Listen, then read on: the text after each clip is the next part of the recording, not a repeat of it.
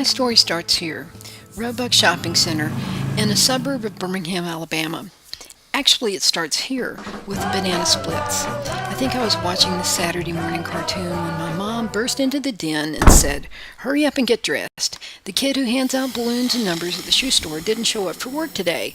You just got yourself a job." So before I could finish my bowl of Lucky Charms, I was out the door and on the way to my very first job. A career in children's shoe sales wasn't exactly what I had in mind, but hey, you gotta start somewhere. So I was hired on the spot at Sykes and Bratton Shoe Company on the Saturday before Easter, the busiest day of the year.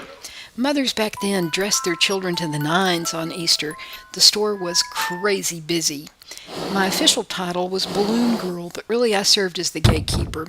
I was instructed to not let anyone pass me without a number and to keep up with who was waiting. "And don't forget to keep the balloons pumped up," said my mom. I was scared stiff and overwhelmed, but my parents had taught me to work hard and not give up when faced with a challenge. Okay, so really the truth is, I knew my mom would kill me if I ran out of the store crying, so I just sucked it up and did my best. It was the hardest 8 hours of my life, but it paid off at a whopping $2.10 per hour, and it was mine, all mine, to spend as I pleased. It would take me a while to get rich, but hey, you gotta start somewhere. By the time I came to work for them, Sykes and Bratton Shoe Company had been open for decades. The store itself was a long, narrow space with wall-to-wall shoe boxes. The decor was pure 1960s classic and included a variety of puppets, some kind of creepy, some not so much. But Sam the monkey was the real star. He jumped up and down in a stuttering motion and the kids all loved him. Mr. Sykes was the main guy. Tall and lanky, he had a big personality and sometimes wore toupee and bolo ties. But he taught me how to sell things and how to hustle. "Now push those bottles of shoe cleaner," he'd say. "And if you have time to lean, you have time to clean."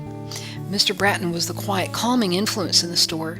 At barely 5'2", he was the exact opposite of Mr. Sykes. He was proud of never having a fight with his wife. "It takes two to argue," he'd say. Mr. Sykes' son Paul was the manager and a preacher on the side. Paul was a kind gentleman who liked to laugh and had a big compassionate heart. As I continued to work at the store throughout high school and into college, these people became more than my mentors. They cared for me and I cared for them.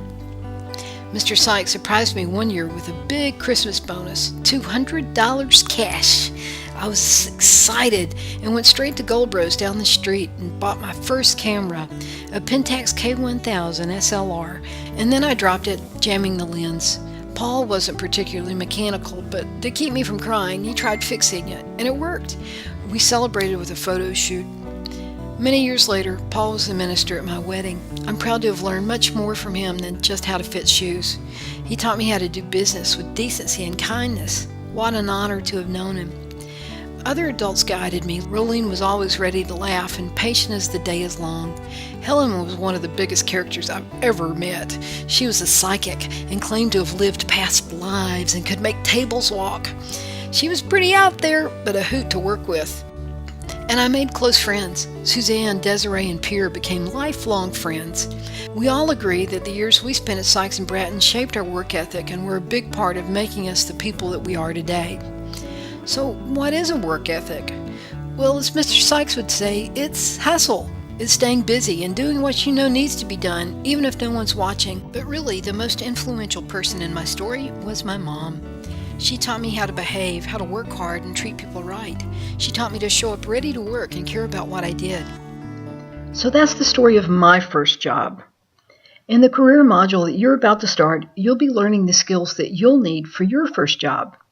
You'll be practicing communication skills. You'll be researching possible entry-level jobs in the area and the skills that they'll need. You'll be practicing face-to-face communication and interviewing skills. The module will end with a mock interview with the principal or one of the business leaders in the area. So I hope this is really going to be a fun module for you. I think you guys have a lot to offer our area and our community and will be great entry-level workers. But for now, we've got to get started. And you know what they say, you got to start somewhere.